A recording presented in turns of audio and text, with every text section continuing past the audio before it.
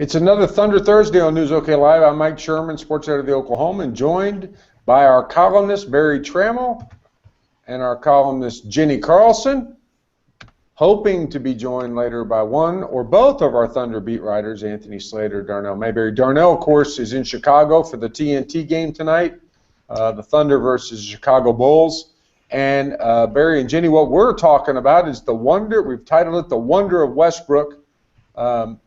The fabulous Russell Westbrook extravaganza that keeps going on even though the month of February is gone.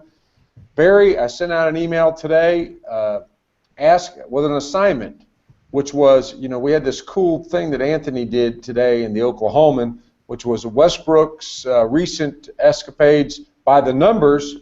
My idea was we would look at it by the names.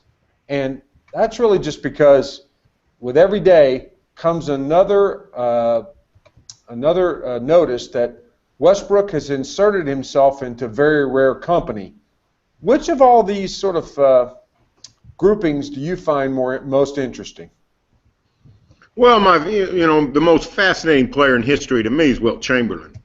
So anytime you get on a list with Wilt, that gets my eyes up. But he also got on the list that other night with Elgin Baylor.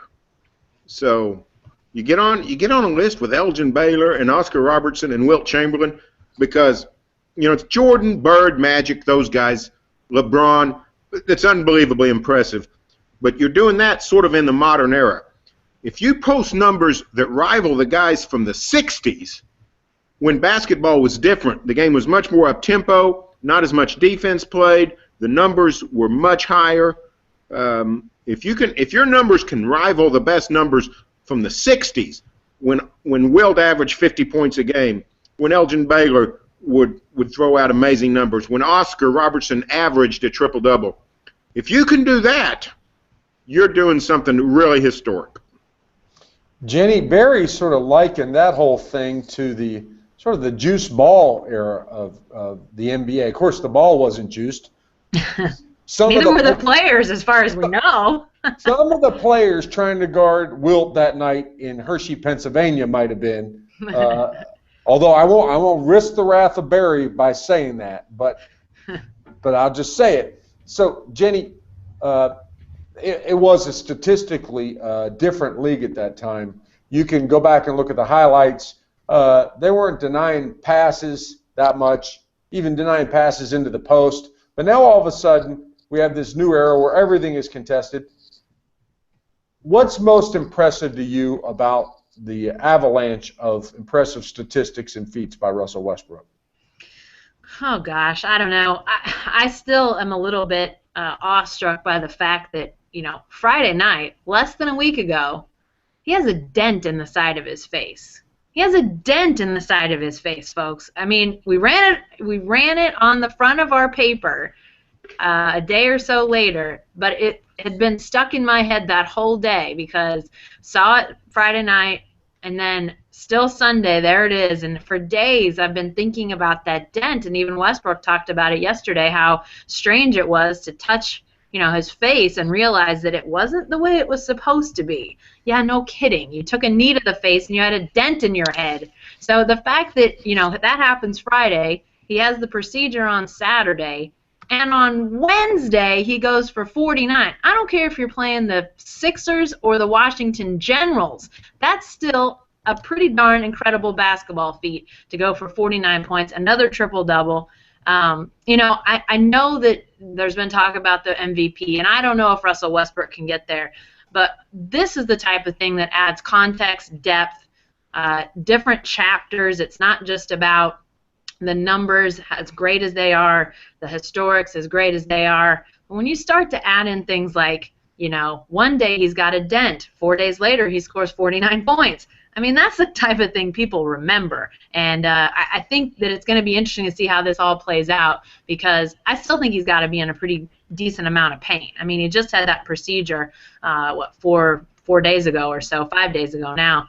So I would think what we've seen, what we saw last night, what we may see again tonight, to me that just adds another layer to this whole thing that he's been doing. Barry, I was having lunch today upstairs in our break room here at the Oklahoman's new downtown headquarters with our good friend, eternal friend of the program, Jerry Wagner, the guy who is one of our biggest allies in advertising, who has had two sons that are playing college basketball. He was at the game last night, and he remarked that Westbrook got off to a bit of a tentative start, was passing the ball around, and what Jerry saw was that Westbrook got popped in the face. And at that point, sort of readjusted his mask and thought, hey, I'm okay here. This protected me. And then flipped the switch 49 points later back in history. Did you notice that Westbrook started a little bit, I don't know, tentative? You know what? Yes, if you count drives to the basket as tentative.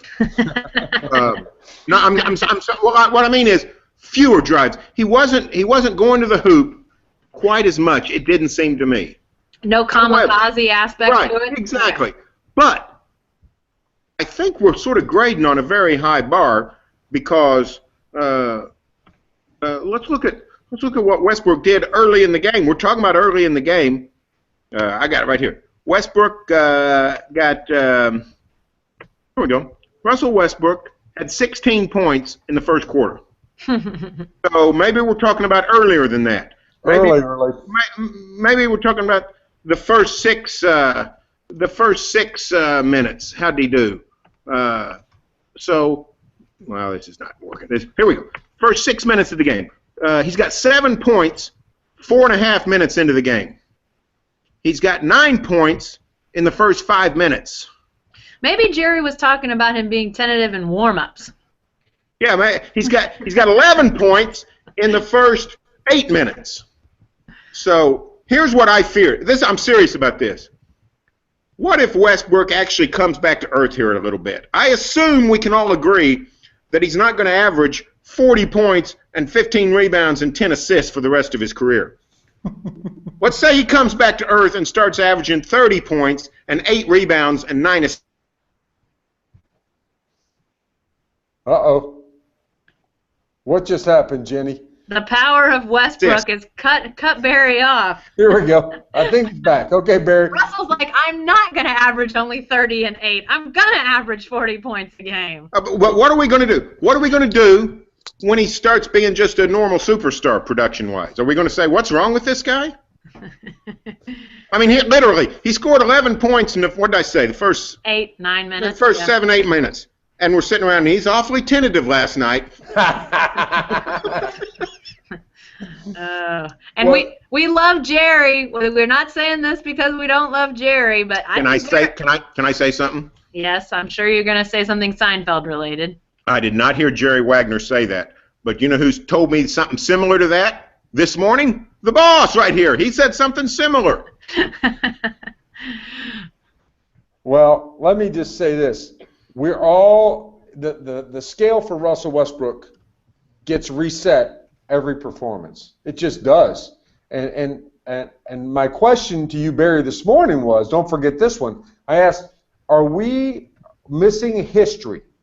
Are we if we fail to watch a game last night because maybe Philadelphia was a subpar opponent? There's a lot of folks who didn't use the weather and the Sixers as a reasons not to go to the Chesapeake Energy Arena in downtown Oklahoma City. You thought, it's a Wednesday night, the roads are bad, let's just skip it. There's people who probably, flipped on to something else. But what are they risking missing? Jenny, are we watching history? Well, like Barry and I talked this morning on our press row video, one of them, if this keeps up, next Wednesday night against the Clippers will be Westbrook's chance at historic triple-double mark, being 7 in a row that Michael Jordan, he's the only one that's ever done that before. That's crazy to think about that, but yet at this point, it's entirely possible. Tonight against the Bulls, that Westbrook will be fired up. It's a primetime game. second night of a back-to-back. He knows that he's going to have to play well for his team to go up there and win. Obviously, the Bulls are a little bit without. They're obviously missing Derrick Rose. Jimmy Butler makes them less than optimal, but hey, the Thunder's right there with them, so it is what it is. And then Sunday night against a Raptors team that is capable, but again, I think you could see Westbrook. Why wouldn't he continue the streak? And then that would set up the Clippers. He's going to be motivated to play against Chris Paul in that group. So, I wrote about this a couple weeks ago. Just the fact that there's been a lot of concern, and rightfully so, among Thunder fans. How high can this team get? Where are they going to land? Who are they going to play in the first round? When will Kevin Durant be back? All these questions. And I get that. I understand that. But when the ball's in the air, I'd be watching Russell Westbrook, because you just never know what he's going to do. I think we talked about this morning. I don't know if it was you and me, Sherm, or when Barry got in there. But probably the best play of the night last night was in the fourth quarter overtime. I can't remember which it was. Westbrook makes that steal and basically, does it while he's leaping out of bounds, is able to gather himself, get back on the court, get the ball in his hands, and go down and score. I mean, it was a remarkable, stretch of play right there that was just, both ends of the court, him playing as hard as can be in the fourth quarter, late in the game, just doesn't ever slow down, it seems. So, it is historic. There are just tons of markers out there you can look at. But as much as anything, it's just fun to watch. And, it's hard to take your eyes away from this guy, even when there's 9 other guys who are really good out there on the court with him. Guys, I had a sudden thought as we were talking about the biggest plays of last night. There was a bunch to choose from. I like Jenny's. I thought he was in the stands. He kind of went in, and all of a sudden there's somebody laying it back in. I'm like, oh, that's him. But let me take you back. Let me take you back to a Saturday night at the Ford Center. The first time I really think we got a big gulp taste of what the NBA was and has come to be in Oklahoma City. And that was a Hornets-Lakers game, Barry. You might recall this. Everybody was talking about... I remember, yeah. Everybody was talking about something Kirk Snyder did that night. But really, the most amazing thing was a play that Chris Paul made right before halftime, where he took the ball off an inbounds and somehow made it all the way down and got a layup, wasn't it? He made a twisting move, made a spin move at half court right in front of the scorer's table, and got it down there for that layup. Yeah, that was the most amazing basketball player. I think Kirk Snyder jumped over Von Wafer for a dunk, and everybody got all fired up, which is something like that's one step ahead of a trampoline dunk, if you ask me. Somebody that does something with the ball where you're not just jumping, but when you're handling it and having to go through guys, not just over guys, it's incredibly impressive. Okay, so we've got that Chris Paul play as sort of a baseline. And my question is, it seems to me that Russell Westbrook is doing something that approaches that dang near every night. Am I all wet on that, Barry, or is that true? No, it is true. I mean, I don't know which was his most impressive play last night. Was it the rebounding his own miss and then making the steal while he's adjusting the mask on his face and going down and scoring again, or was it that when they get down 32-17 and they call timeout and inbound the ball and he goes like 50 feet for a dunk in 2.1 seconds? So he does so many. The most impressive thing I've seen during this run of Westbrook was his passing against Portland on Friday night. He looked like Ernie DiGregorio, which Jackie O doesn't have any idea who I'm talking about. But I do. Old timers will know, holy crap, this guy can pass. Well, really quick, Ernie DiGregorio, Tom McMillan's East Coast basketball camp, Lewis Beach, Delaware, circa 1977. Ernie DiGregorio was supposed to come, Barry, and he stiffed us. Stiffed us. Never showed up. So I cross him off. I'm writing him off.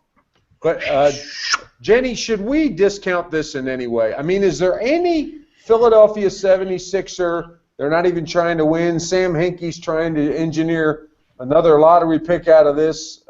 Is there any markdown on? Does it cheapen at all what Russell Westbrook did last night? Well, I think that's a good question, and I can't remember. I guess it was maybe coming out of the All-Star break or coming away from the trade deadline. I think that's what it was. And the Thunder was playing so well, and Westbrook was playing so well. And you looked at who they'd played, and you thought, well, of course they're playing well. Look at who they're playing.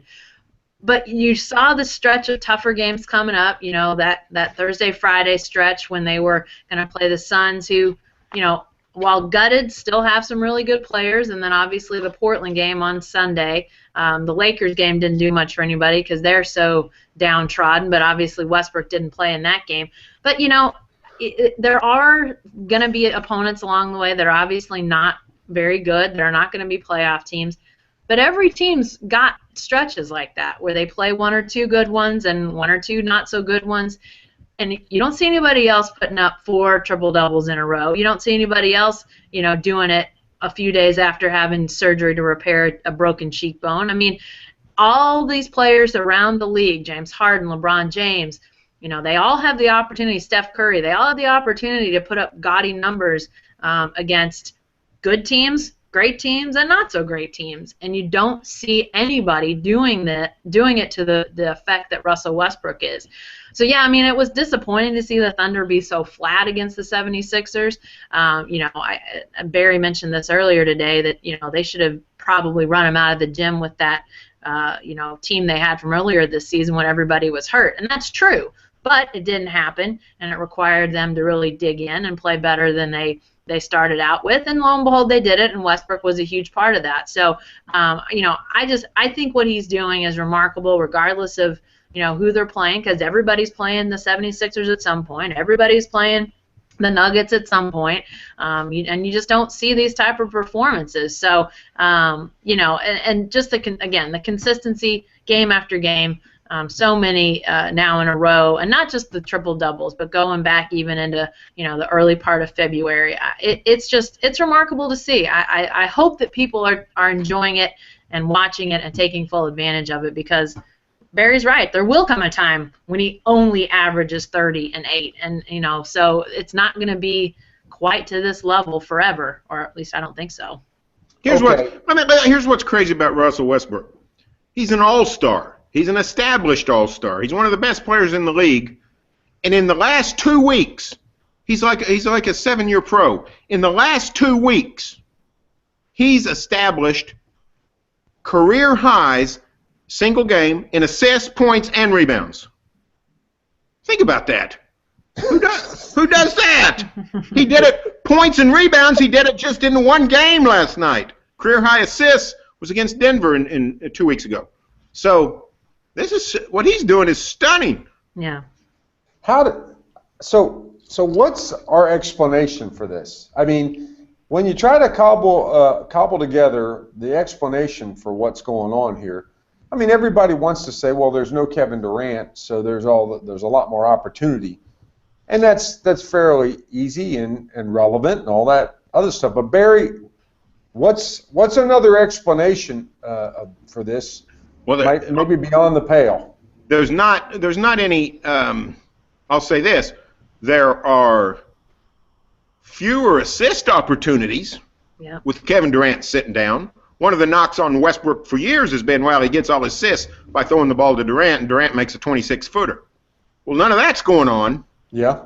So. And his assists are going up, up, up. And go up, up, up. And here's the other thing: there's a lot more. There's not as many opportunities for defensive rebounds when Durant's gone. So, I mean, I can see why his rebounding might go up, but Durant doesn't get any offensive rebounds, and Westbrook's getting a bunch of those. So I don't know that it's – I really do think it's a case of Westbrook's just elevating his game. You know, we saw Durant elevate his game last January, a year ago, when Westbrook was out. We're seeing Westbrook do the same now. It's just that he's elevating it way higher than anybody could have ever imagined. Mm-hmm. Yeah, and but you know, you think back to last year's playoffs, you know, and he did it then. I think when there's a lot on his plate, he tends to be better. I mean, think about this too, guys. The fact that Anthony wrote about this. I think it was Anthony the other day about the extreme roster makeover and how rare it is to have such turnover at this point in the season with a team that's in contention and making a push into the playoffs. And so during games, especially, Westbrook has to be the guy that, is thinking, hey, did Cantor forget something on that last possession? Do I need to tell him about something? Do I need to, is there something DJ needs to know about this next set? Or, he just seems to really lock in when there's pressure on him, and the pressure to obviously try to get higher in the standings in the West, to play better without Durant, and then you add in this other factor of these new guys that they're trying to integrate, and clearly Westbrook loves the idea of integrating Cantor, and I think Augustine as well. I think he wants this to work, and so that's added some pressure. The guy just seems to play some of his best basketball when stakes are really high, when a lot's being asked of him. So, that's rare. That doesn't always happen. But the great ones, a lot of them are able to do just what Russell Westbrook is doing. And I'll say this for Russell too. He's playing his best basketball with the new guys. And I don't think there's anything magical about Cantor and Singler and Augustine. I mean, Defensive Player of the Year, Kyle Singler? I don't think there's anything magical that those guys have transformed Russell Westbrook. I think it's a case of Westbrook really did say, you know what? We got a brand new team all of a sudden. Kevin's not available. I better shape up, and I don't mean shape up from he was doing something wrong, but I better step up. I better lift my game here. We've seen signs of Russell openly and outwardly trying to become more of an on-court leader rather than just the bad cop. He's taking on trying to be some of the good cop with Durant out. And I just think he's focused more. I think he's concentrating more. I wonder too. I wonder if Kendrick Perkins had any conversation with Russell on the way out the door. I think Kendrick has even said, if I remember right, I've slept since then, so I apologize if I get this wrong, but or maybe we wrote it, Barry. Maybe you wrote it, but sort of the idea that Westbrook's got that alpha dog thing that Kendrick Perkins obviously had. Kendrick was obviously a big time sounding board for some of these guys in that locker room. I have to think there was a point when Kendrick Perkins probably at least said to Westbrook, hey, it's your time. This is your time to really take this team, to be a leader, to be that guy for all these guys. I have to think that maybe some of that plays into it too. Durant or Westbrook seeing, the addition of these new guys, but also that subtraction of Kendrick Perkins, his personality, his leadership, his really steadying force in that locker room. Well, if that did happen, and I don't doubt it did, Kendrick Perkins said, now it's your time, it really looks like to me that one of the things Russell Westbrook could be saying was, I told you I could do it. I mean, I've been sitting here waiting for the assignment.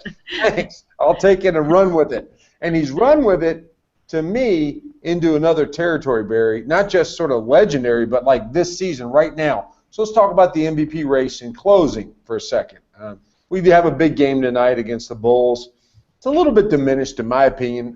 No Derrick Rose, but still a great opponent and somebody who doesn't like to let people go off for triple-double stat-filling nights in Tom Thibodeau. So everybody's watching. If we were talking about Russell Westbrook's MVP candidacy as it was a presidential race, how would you characterize his candidacy, Barry? I think it's a long shot. Unless Russell keeps this up, I mean, if he gets a triple-double every other night, but if he just goes back to being spectacular rather than historically spectacular, I don't think he can win it if the Thunder stays in 8th. I think they're going to have to go for Russell to win it just by playing fabulous basketball. I think the Thunder has got to go on an unbelievable run. Finish 20-2, something like that. Get up to 5th or 6th. Really make a bunch of noise going into the playoffs. That's the only way I see it. I don't think a guy that's down in 8th place, no matter how well he's played, can make a serious candidacy. Considering there's other good candidates. I mean, You can always vote for LeBron and you'd be right. I mean, at the end of the day, he's the most valuable player in the game. And you got Curry and Harden are sort of the new candidates if you're looking for something different. So I think Russell, I think either he's going to have to keep this up, which is virtually impossible, or the Thunder's just going to have to be unbelievably hot down the stretch. Yeah, and that was a couple weeks ago when I wrote about him and the MVP. I felt like that was the thing. I mean, if you looked at the 4 or 5 or 6 other names sort of being mentioned out there for MVP, the most glaring difference between Westbrook and those other guys was teams' win-loss record when those guys played. Now, it's obviously, not Westbrook's fault that Durant hasn't been there alongside him. I mean, that's unforeseen, but I felt like with a little bit better record, Westbrook would definitely have, if not been the top guy, would have, been in that conversation even stronger than he already was. So, yeah, I mean, I think record is the one thing that is really going to be hard for voters to overcome, and rightfully so. I mean, when you have a great player, it's going to reflect in the win-loss column. I mean, it's got to. So I think that's why, a guy like Anthony Davis is going to be, a little hand-tied in the MVP type of balloting until he gets on a team that, is winning at a higher clip, or until the Pelicans start winning at a higher clip, whichever comes first. So, I mean, I think that win-loss record, it's not a be-all, end-all, but when you're splitting hairs like you are with these guys, you got to consider it. And Westbrook right now, he doesn't have it, but like Barry said, if they finish on some remarkable tear and move up to, 6 or something in the West or higher perhaps, I mean, I wouldn't count him out at all if that's the case. The narrative had been set.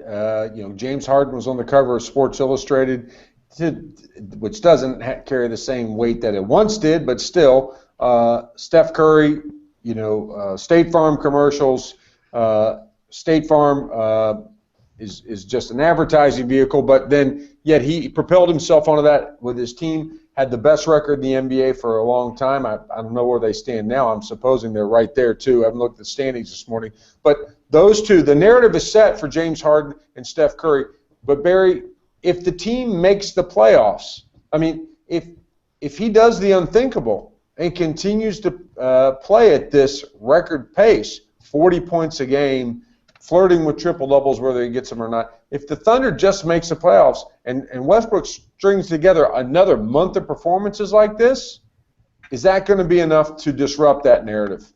Well, I mean, if he keeps this kind of thing up, if he goes a triple-double 10 more times in the last 22 games, yeah. Well, his individual stats would be that much better, yeah. Yeah, he may get it. But, I assume he can't do that. I assume you can't keep this up, I mean. Well, and at some point you got to think Durant comes back and some of those points go to somebody else, too. Yeah, and you know what? The points are the easiest part of it for Russell. It's the assists and the rebounds. I mean, the thing that's funny is he's getting it with ease. Yeah. He had a triple-double against Indiana in 3 quarters. Last night he had the triple-double except for 1 assist with 7.5 minutes left. And some guys missed some shots, a couple of open outside shots, a couple of tough inside shots. So he had to go to overtime to get that last assist. But, man, he's getting it with ease. It's not just a triple-double. He's 40-point triple-doubles. It's not 12, 10, and 11 or something like that. Or 26. I mean, he's the first guy since Larry Bird to have back-to-back triple-doubles that involved 40-point games. So, I mean, it's just nuts it's literally nuts what he's doing. It's just, it's sort of beyond the realm of believability. Well, now, don't you think every time the Thunder plays the folks at the Elias Sports Bureau or all these number crunching, I mean, they've come up with some of the craziest stats in the last, couple weeks with Russell Westbrook. First triple-double with, less than, 38 minutes or 30 minutes or what. I mean, it's just and Barry, I think you've blogged about this, but it probably still holds, is the efficiency that Westbrook's playing without Durant. The shooting percentages, maybe not be every night, but I bet if you look at the body of work during this stretch, his efficiency would be comparable to potentially better than it was with Durant, which to me is another remarkable part of this whole thing. You're right, because Westbrook is notorious for a 25-point game in which he takes 29 shots. Exactly. He's really only had one of those in the last few weeks. The game at Phoenix Thursday, a week ago tonight. 38 shots. He had 38 shots to get how many points? 30, whatever. I can't remember. 40 points, whatever it was. He was 12 of 38. So he didn't shoot well. He wasn't efficient that night. But every other game, he's not going 9 for 24. Yeah. He's going 11 for 23 or 14 for 27. I mean, he's incredibly efficient, as well as leading the team in rebounding and throwing, running pick and rolls with Ibaka and Cantor and McGarry and Carlson. And getting to the line. I mean, he's getting to the line too, which he's almost automatic there. I mean, I just think he's playing it's a well-rounded game right now that he's playing. That's the least sexy adjective you could ascribe to Russell Westbrook right now, well-rounded, but it's absolutely true. I mean, everything, if you're looking for a hole, I'm not sure where the hole in his game is right now. In conclusion, guys, remember the TNT game on the books. When TNT put this game in Chicago on its schedule, it thought, oh, great, we got Derrick Rose back, we got Kevin Durant as MVP, reigning MVP. Won't this be a big game in Chicago? So let's tell TNT's producers, I'm sorry, there's no Kevin Durant. I'm sorry again, there's no Derrick Rose. But here's what there is. There is Craig Sager back on the sidelines in the Craig Sager Fashion Show, and there's Russell Westbrook on a meteoric rise. Sounds like a recipe for some pretty good TV tonight in Chicago. Guys, I happened at noon today, I was listening to SVP and Russillo, the great ESPN radio show.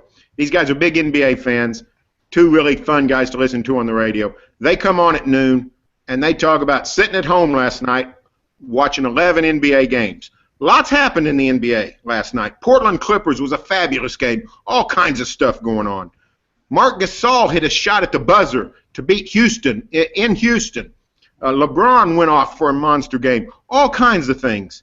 The first 5 minutes of the show last night, all they could talk about was Russell Westbrook. Yeah. So he has thrust himself onto the stage ahead of all the other plots that are going on in terms of playoff race. And they're not even really talking about MVP. They don't even want to talk about – they just want to talk about what they saw last night. I said, you can't believe it. You can't take your eyes off the guy. If you got NBA League Pass and you're some dude in Connecticut that just likes the NBA, you flip around every game. But when Westbrook's on the court, you can't flip it away. You got to keep your eyes on Russell Westbrook. And don't look now, folks, but we just spent 30 minutes talking about the wonder of Westbrook exclusively. So that's all for this edition of Thunder Thursdays, but you can stay with the best coverage team anywhere, every day at News OK, and every morning in the Oklahoman. And remember, Thunder Thursdays brought to you by our good friends at Wheeler Chevrolet. Take the drive down I-40, save yourself some time and money. I'll figure out the time part, Barry, later on. Thanks.